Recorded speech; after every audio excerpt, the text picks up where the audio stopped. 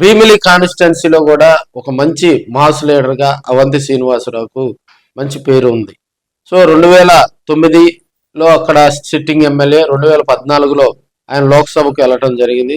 2019లో వైసీపీలో చేరిన తర్వాత భీమిలి కాన్స్టిట్యున్సీలో అవంతి శ్రీనివాసరావు చక్రం తిప్పినటువంటి సందర్భాలు చూస్తూ ఉన్నాం.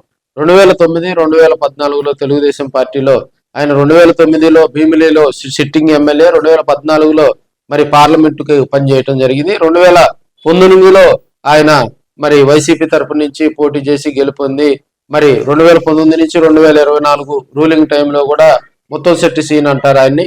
సో ఆయనకంటూ ఒక బ్రాండ్ క్రియేట్ చేసుకున్నటువంటి సందర్భాలు మనం చూసాం. 2024లో వచ్చేసరికి అక్కడ గంటా శ్రీనివాసరావు మీద ఆయన భారీ ఓటమి చవిచూడటం జరిగింది. పార్టీ 2024 తర్వాత జరిగిన పరిస్థితుల దృష్ట్యా ఆయన వైసీపీకి రాజీనామా చేయటం జరిగింది. ఇప్పుడు ఉన్నటువంటి ప్రభుత్వంలో చేరతారు, కూటమి ప్రభుత్వంలో జనసేన పార్టీలోకి వెళ్తారు, లేదంటే తెలుగుదేశం పార్టీలో, గతంలో తెలుగుదేశం పార్టీలో పనిచేశారు కాబట్టి మళ్ళీ చంద్రబాబు నాయుడు సమక్షంలో తెలుగుదేశం పార్టీకి వెళ్తారు. ఎందుకంటే ఒక కాపు సామాజిక వర్గం సంబంధించినటువంటి వ్యక్తి కాబట్టి మళ్ళీ తెలుగుదేశం పార్టీలో ఆయన ప్రయారిటీ ఇస్తారని కొంతమంది మరి ఆశించారు. లేకపోతే జనసేన పార్టీలో కూడా వెళ్ళి ఆయన మళ్ళీ యాక్టివ్ గా పనిచేస్తారని. ఎందుకంటే 2009లో అదే భీమిలి కాన్స్టిట్యున్సీలో ఆయన పిఆర్పి తరఫున గెలిచినటువంటి ఎమ్మెల్యే. సో అక్కడ చిరంజీవి గారి కుటుంబంతో, అదేవిధంగా కాపు కమ్యూనిటీ తోటి కూడా ఆయనకు విడదీరనేటువంటి అనుబంధం ఉంది. సో మళ్ళీ జనసేన పార్టీలోకి ఆయన యాక్టివ్ అవుతారని అందరూ కూడా భావించిన వేళ ఆయన ఇప్పటి వరకు పార్టీకి రిజైన్ చేసి దాదాపుగా సంవత్సరం అవుతున్నా కూడా ఇప్పటి వరకు ఏ పార్టీలో చేరటం కూడా ఆయన ప్రకటించలేదు, ఏ పార్టీకి అనుకూలంగా మాట్లాడలేదు. అదేవిధంగా పార్టీ నుంచి బయటకు వెళ్ళిన తర్వాత వైసీపీ మీద పెద్దగా విమర్శలు కూడా చేసినటువంటి సందర్భాలు చాలా తక్కువ. సో మళ్ళీ ఇప్పుడు ఉన్నటువంటి పరిస్థితుల్లో వైసీపీ మళ్ళీ యాక్టివ్ అయింది.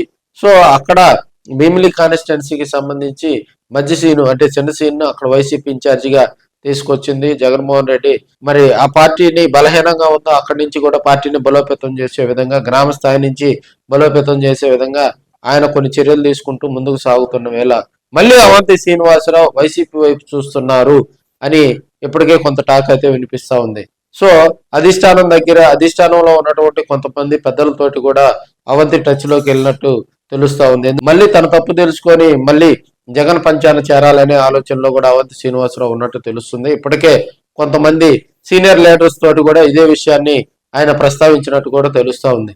ఈయనకి ప్లస్ ఏంటంటే వైసీపీని వీడి మరే పార్టీలో చేరలేదు, వైసీపీ మీద పెద్దగా విమర్శలు చేసినటువంటి సందర్భాలు చాలా తక్కువ. మొదటి నుంచి కూడా వివాదరహితుడిగా ఉంటూ మరి బిజినెస్ వ్యవహారాలు చూసుకునేటువంటి వ్యక్తి. అదేవిధంగా జగన్మోహన్ రెడ్డికి అతి దగ్గరగా ఉన్నటువంటి నేతల్లో కూడా అవంతి శ్రీనివాసరావు 2019 నుంచి 2024 వరకు వైసీపీలో చక్రం తిప్పినటువంటి సందర్భాలు మనం చూసాం. ఆయన్ను వైసీపీలోకి తీసుకొచ్చేందుకు కూడా వైసీపీలో ఉన్నటువంటి మరి అధిష్టానంలో ఉన్నటువంటి కొంతమంది పెద్దలు కూడా ఇదే విషయాన్ని జగన్మోహన్ రెడ్డి దగ్గర ప్రస్తావించినట్టు తెలుస్తా ఉంది. అయితే ఇది సమయం కాదు, మరి కొన్ని రోజులు వెయిట్ చేయాలని కూడా జగన్మోహన్ రెడ్డి గారు సున్నితంగా తిరస్కరించినట్టు తెలుస్తా ఉంది.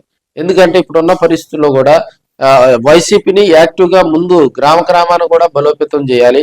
అదేవిధంగా పోయిన వాళ్ళని మళ్ళీ చేర్చుకునే విధానం కనుక తీసుకొని వస్తే అది కొంత క్యాడర్ కూడా అక్కడ ఉన్నటువంటి పనిచేసేటువంటి వ్యక్తులు కూడా కొన్ని ఇబ్బందికర పరిస్థితులు వస్తాయి అని చెప్పి కూడా మరి కొన్ని రోజులు వెయిట్ చేయమని చెప్పినట్టుగా కూడా సమాచారం తెలుస్తా ఉంది. అన్ని అనుకూలిస్తే మరి అవంతి శ్రీనివాసరావు మళ్ళీ ఫ్యాన్ పార్టీ కిందకు వస్తారని అక్కడ ఉన్నటువంటి మరి వైసీపీ నాయకులు వారందరూ కూడా గాఢంగా చెప్తా ఉన్నారు. చూద్దాం, మరి జగన్మోహన్ రెడ్డి గారి నిర్ణయమే వైసీపీలో ఫైనల్ కాబట్టి మరి అవంతి శ్రీనివాసరావును తీసుకొచ్చి మళ్ళీ ఆయనకు మంచి ప్రయారిటీ ఇస్తారా, మరి ఎట్లా జరిగిద్దా? ఇప్పుడు ఉన్నటువంటి పరిస్థితుల్లో ఎలక్షన్స్ లేవు, రేపు స్థానిక సంస్థల ఎన్నికలకు కూడా వైసీపీ ఒక ప్లాన్ ఆఫ్ యాక్షన్స్ తోటి ముందుకు పోతుంది కాబట్టి మరి ఇప్పుడు అవంతి శ్రీనివాసరావును పార్టీలోకి తీసుకుంటే అక్కడ ఆ నియోజకవర్గంలో భీమిలి కాన్స్టిట్యున్సీలో కూడా చిన్న ఇబ్బందులు క్యాడర్కి వస్తాయి కాబట్టి వాటన్నిటిని పరిశీలించిన తర్వాతే మరి అవంతికి పిలుపు వస్తుందని అక్కడ ఉన్నటువంటి వైసీపీ నాయకత్వం అయితే స్ట్రాంగ్ గా చెప్తా ఉన్నారు. అన్ని అనుకూలిస్తే అవంతి మళ్ళీ వైసీపీ పంచాన్ని చేరతారని కొంతమంది చెప్తా ఉన్నారు.